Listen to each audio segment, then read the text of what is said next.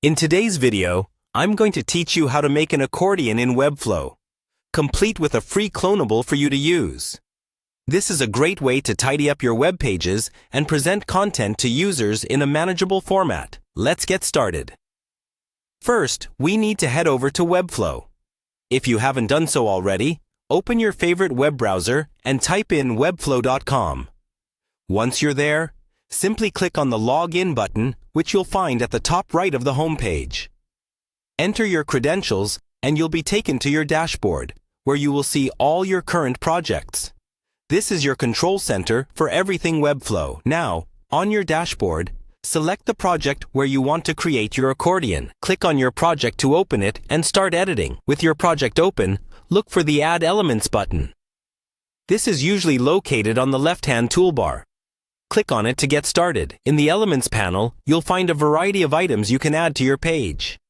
For our accordion, the first thing we need is a div block. So go ahead and click on the div block option to add it to your page. This will be the container for your accordion. Once the div block is on the page, it's important to give it a meaningful name to keep your project organized.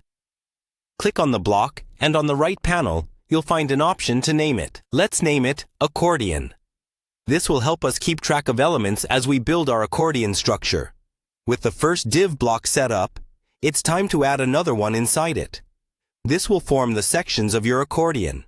Head back to the Add Elements menu and add another div block within the one we just named. Now that you have the structure in place, you can style your accordion to fit your website's design. Use Webflow's Style panel to adjust dimensions, add backgrounds, or tweak typography. Feel free to be creative. A great tip here is to keep user experience in mind. Ensure that the accordion is easy to read and interact with by using contrasting colors and clear text. Adding interactions will bring your accordion to life. Navigate to the Interactions panel, often on the top right, and add a new interaction for your accordion. You'll want to set an initial state for the accordion and then a trigger, such as a click to expand or collapse the sections. This is what makes your accordion interactive, allowing content to either show or hide, thus keeping your page neat. And there you have it. You've just created an accordion in Webflow. Remember to save your work and preview how it looks and functions on different devices. With the free clonable included in this guide, you can refine your skills further by practicing on your own. Thank you for joining me today, and happy Webflow designing!